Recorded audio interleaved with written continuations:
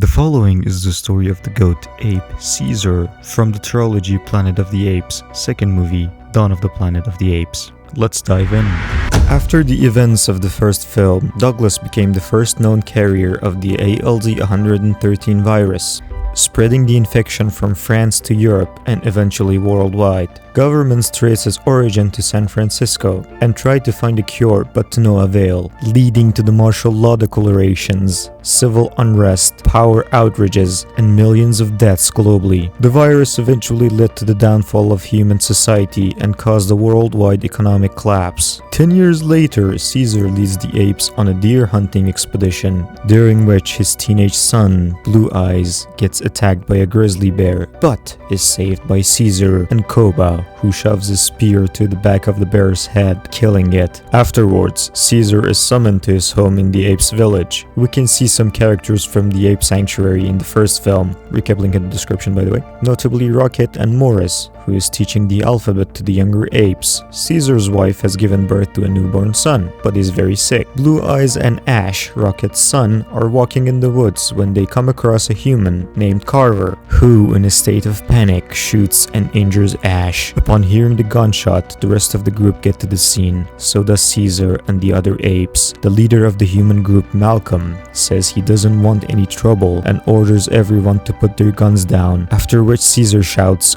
"Go!" prompting the shocked humans to live in fear. Caesar sends Koba and two other apes to follow the humans and make sure they leave. When the group gets back to their community, it is revealed a group of humans genetically immune to the virus have established a fortified safe haven inside a semi-built tower in the heart of a post-apocalyptic San Francisco. The scene then transitions to the Ape Council, where they debate over waging war against the humans since they attacked one of their own. However, Caesar is against it, stating the apes have built so much and can't afford to lose themselves in war. Koba tells Caesar that he is willing to obey any command from Caesar, as Caesar had freed him from human torture at the lab, but states the apes must show strength, to which Caesar agrees.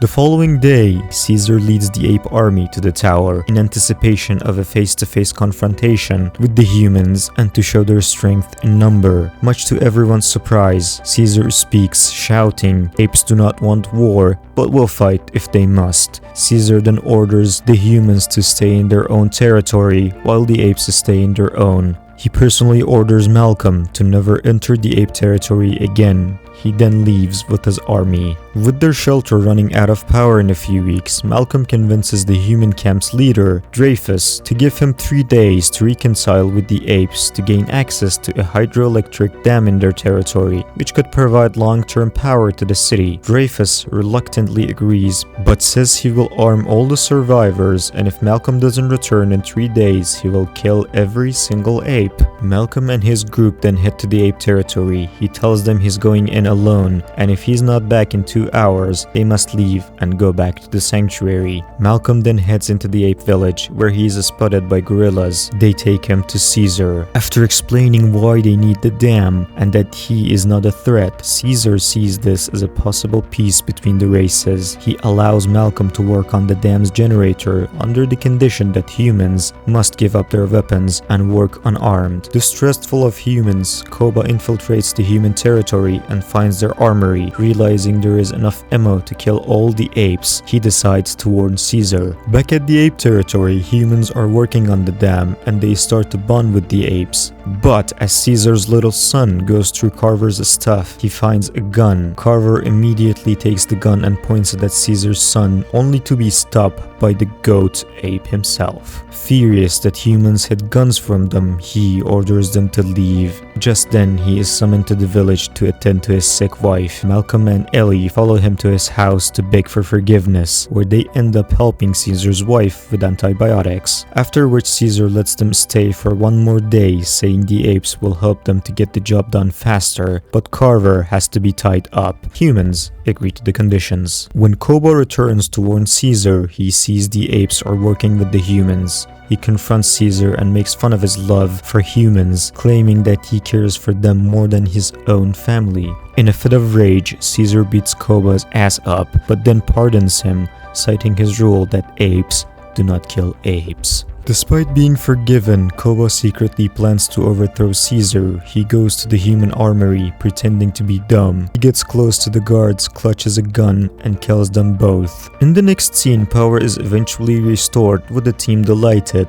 Malcolm and Caesar shake hands as a sign of respect and trust. Meanwhile, Koba ambushes Carver and beats him to death, stealing his hat. Back at the village, Koba secretly shoots Caesar, causing him to fall. He then escapes, but leaves the gun and Carver's hat behind. To frame humans for the death of the ape leader, he sets the village on fire. Amidst the chaos, Blue Eyes shows everyone the gun and accuses humans of killing his father. Morris warns the humans to run. Koba takes charge, brainwashing Blue Eyes, encouraging everyone to fight the humans, seeking revenge for Caesar. He then leads the apes to the city to battle the humans. Back at the city, everyone is celebrating because they now have infinite electricity when the apes attack the armory and arm themselves. Afterwards, they march to the gates of the human sanctuary on horseback, and the battle begins. Apes take heavy loss but have the advantage in numbers. Koba is the MVP in this fight. He gets into a tank and runs through the gate, bringing it down.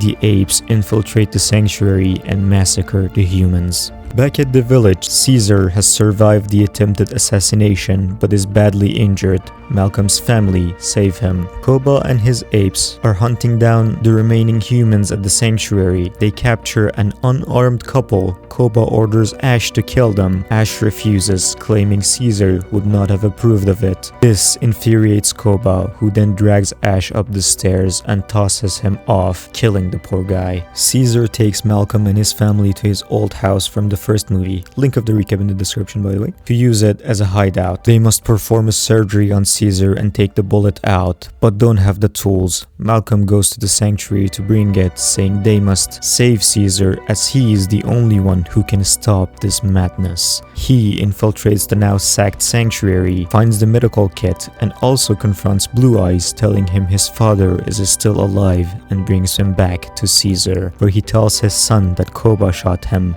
not the humans. Blue Eyes promises his father he will help him stop Koba. At night, he gets back to the sanctuary. Morris and Rocket are in prison because Koba believes they were faithful to Caesar. Blue Eyes sets them free along with other human prisoners and bring them back to Caesar. Malcolm leads them to the city's subway system, but when they confront with Dreyfus and his surviving soldiers, they are forced to part ways. Dreyfus plans to blow up the whole sanctuary using explosives. Malcolm, however, holds Dreyfus and the others at gunpoint, wanting to buy Caesar time to end the chaos. Caesar and his loyal apes climb the tower and confront Koba, where the two alphas get into a fight for leadership as all the other apes watch them. Back on the ground, Dreyfus tells Malcolm that his men have made radio contact with a group of survivor soldiers who are on their way to kill the apes and rescue the humans. He then quickly grabs the explosive detonator and presses the button, destroying the tower from beneath and interrupting the fight. The tower is barely standing. Koba goes on a rampage, starting to shoot all the apes with a rifle, but Caesar does a WWE jump on him. As Koba is clinging on a ledge, Caesar takes his hand, but after saying "You are not an ape," lets it go. "You and Koba falls to his demise. Back on the ground, as it turns out, Malcolm has survived the explosion due to plot armor. He notifies Caesar about the imminent arrival of human reinforcements, urging Caesar to evacuate the city and ensure his safety, but Caesar refuses, saying war has already started. Instead, he tells Malcolm to take his family and leave to safety before the fighting begins. The two then say goodbye and share whatever the this is. It's kinda gay with ape, gape. As Malcolm leaves, the remaining apes bow down to the goat ape leader and the movie ends.